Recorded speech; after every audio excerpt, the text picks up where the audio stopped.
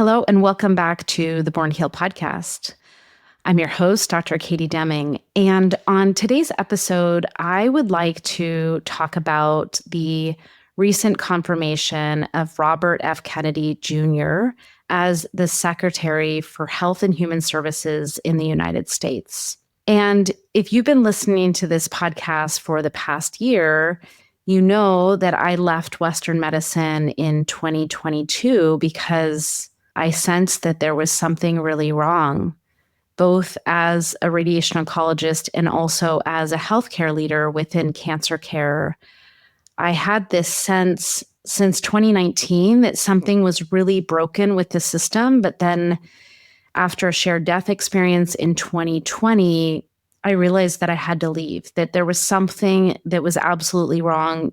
My patients weren't getting better. We were getting sicker as a society, and rates of cancer were just increasing dramatically in a way that made me feel sick, really looking at this problem. And I talk about the parable of the river and how the story goes something like this, that there was a village perched along a river, and one day the villagers noted one person floating in the river drowning. And so the villagers sent someone out to rescue that person. And then the next day they noticed two people. So they sent two people out to rescue the people who were drowning in the river. And then the next day there were 4. And then there were 8 and 16 and so on and so on. And that they were doubling. The numbers of people who are drowning in the river were doubling every day. And the villagers organized themselves, and they created elaborate rescue systems to rescue all of the people who were drowning in the river. And the village elders praised the villagers for doing such an amazing job. And I describe how when I first heard this parable, I think it was like 2017, 2018, I just was struck at how this was Western medicine, that we are the glorified rescue workers on the river pulling these people out who are drowning in the river. But we had no idea, why are so many of them falling in, and why is it increasing? Why are more and more people getting sick? And by the way, when we pull these people out of the river and we put them onto dry land, how do I know that they're not going to get sick again? And as an oncologist and as a healthcare leader who is in charge of looking at end-to-end cancer care for people with cancer and also looking at cancer prevention, it terrified me. Like, how can we just be doing this work blindly and pulling people out and having no idea why this problem is getting worse? And so with RFK coming on the scene, I want to highlight where we're at today. Like, where are we at with healthcare in the United States? And what are some of the things that he's promising? And is this a good thing? Is this something that I am excited to see happening? Or is this something that I'm fearful about what RFK is going to do? And I want to just give my perspective. And so some of the things that I want to highlight, because I talk about cancer on this podcast all of the time, and some of the statistics that I've shared with you already is that cancer incidence has increased dramatically over the past 100 years. So about 100 years ago, the risk of cancer in your lifetime was 1 in 33. So 1 in 33 people would get cancer in their lifetime. And today it is 1 in 2 people. And what is the most alarming is the incidence of cancer among young people is rising by 1 to 2% per year. And this is something that I've talked about on this podcast. I've talked about the rising incidence of cancer, but I want to talk about some of the other things that are indicators about the current state of health in the United States. So America has the worst health outcomes among any high-income country, despite spending the most on healthcare. We spend $4.5 trillion per year on healthcare in the US, and the life expectancy is actually decreasing. 6 out of 10 adults have at least one chronic disease, and 2 out of 10 have 2 or more chronic diseases. Over 70% of adults and 33% of children are overweight or obese. Diabetes is 10 times more prevalent than it was in the 1960s. Alzheimer's has doubled since the 1980s. Asthma has doubled from over the past 100 years. And cancer, as we've talked about, is just exponentially rising. And so at Secretary Kennedy's address to HHS staff on February 18th, he talked about the MAHA Commission. So this is the Make America Healthy Again Commission, which is tasked with studying the decline in American health. Why is this happening? Why is our health declining? Why are we spending so much on healthcare and getting sicker as a society? And the things that he talked about that previously have really been taboo to talk about related to health were he wanted to study the causes of chronic disease, including childhood vaccine schedule. Do we need to be giving so many vaccines to our children? Not saying it's anti-vax, but let's look at the schedule. Let's look at what's being given to study how children are doing with their current schedule. What is the incidence? There's this huge incidence of autism, rise in autism, and who knows? It's multifactorial for sure, but part of that is looking at the vaccine schedule. And I think we want leaders who are going to say, let's look at the science. Let's just look at this. This is, as a physician, as a scientist, I want to know what the data shows. And right now, it's not clear with the vaccine schedule. He talked about electromagnetic radiation. And this is something that I talked to you guys about, that electromagnetic radiation can make us sick. And this is something that our healthcare leaders have not been willing to talk about. And he's talking about it. He talked about glyphosate. He talked about other pesticides. We know that 99% of our food is covered in glyphosate and other toxic pesticides.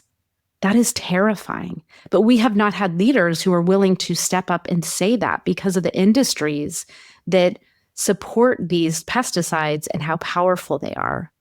He also talked about ultra-processed foods, talked about artificial food additives, SSRIs and other psychiatric drugs and the risks associated with those, especially for young people. Talked about PFAs and PFOAs, as well as microplastics. And you guys have heard me talk about microplastics in our water. Like something as simple as water. Our water is full of microplastics. And actually, so many other things are full of microplastics too. But for me, to hear someone who is in an authority position within government to say these words out loud, to be talking about these things that I have been saying to you guys since I left Western medicine, is refreshing for me. It's exciting for me. I think that we are in a new place in history where we are going to start to see things revealed about what is making us so sick as a society. And what I liked about the things that he said was that, he wants to have a willingness to subject the science or all of these questions to unbiased science. Like that is his template of looking at the actual science without the biases. And he talked about you having protocols for studies that are agreed upon in advance and that we don't stop halfway through and alter the outcomes of the studies when we start to see results that are inconvenient, which is what has happened with a lot of the studies. When the result starts to come out and is inconvenient for industry, oftentimes then they shift the rules. And so talked about making it standard, the protocols by which we study these questions. And he also talked about depoliticizing these issues and having a renewed search for existential truth without political impediments and preconceptions. And so from my perspective, I am excited to see this. And I don't care what your political leanings are. For me, for my whole life, I had voted Democrat, and I'm not going to talk about this election, and you can think whatever you want about Trump. This new conversation that is happening around healthcare and the health of our society is really what we need right now. Because if we continued on the path that we were on, it would just get worse. We were just seeing it. People are getting sicker and sicker and sicker. And for me, this is exciting to be having these conversations. And frankly, now I am paying attention. And so I will share with you as I see things that are demonstrating some of the things that I had been concerned about and that I had been seeing as we discover the science. I will be sharing that with you because I think it's important for you to know. I've been bringing experts on this show to teach you the things that I said I should have been taught in medical school. I was not taught so many things. I had 0 classes on nutrition. And now I understand that nutrition is like 80% of the problem with illness. Like, it is foundational. And I know there are a lot of people who eat right and still get sick, but then that comes down to why? The foods that we're eating are toxified.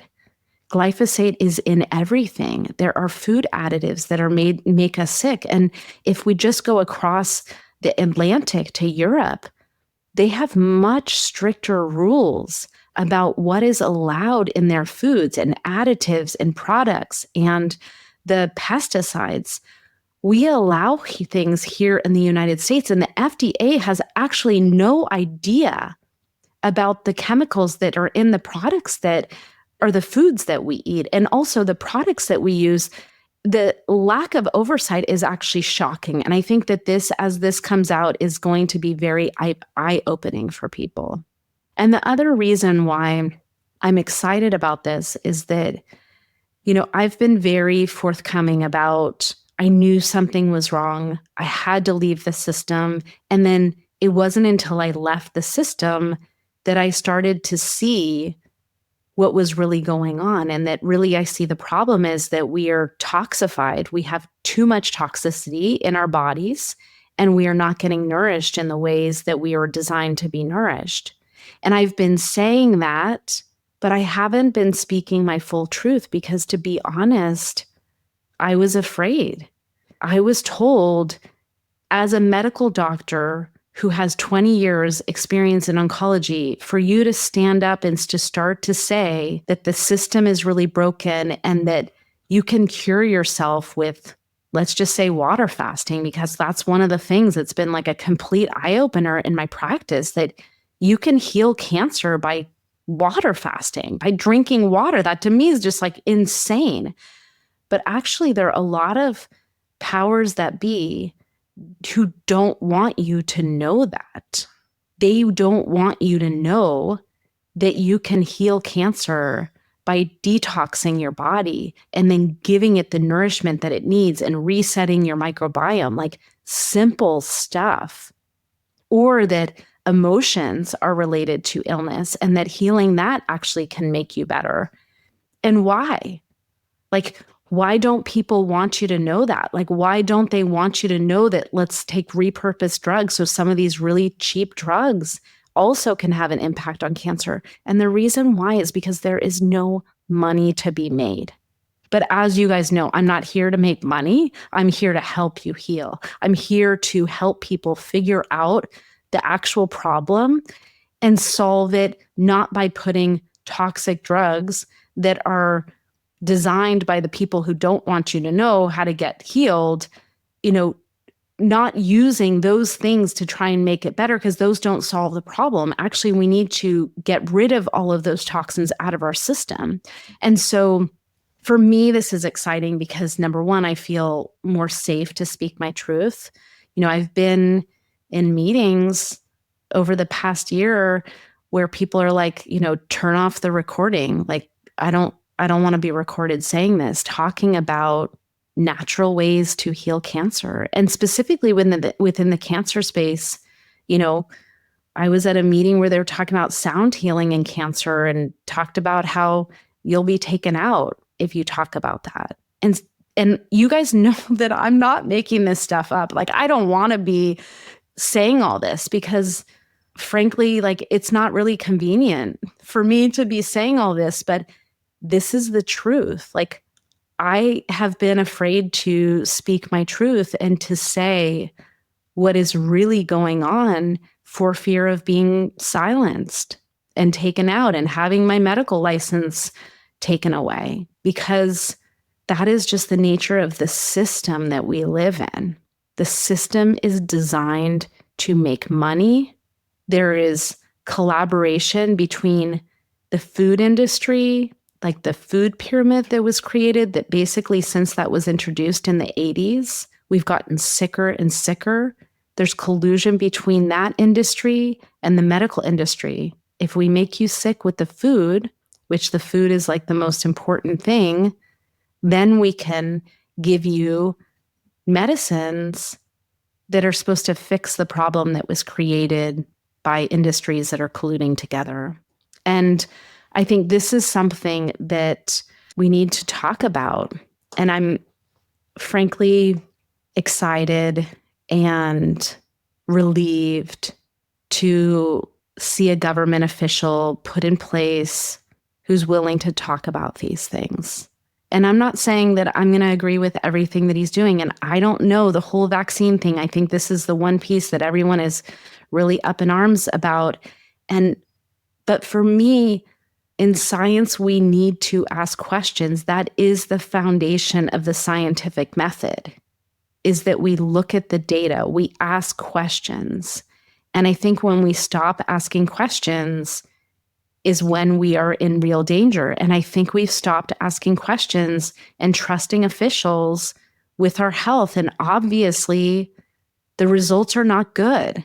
And so I say to my colleagues in healthcare, to the nurses, to the doctors, to the researchers who are, thinking that this is all really bad, what's happening with Trump and RFK and, what's going to happen within healthcare, I would just pay attention. That's all I ask you, is just pay attention.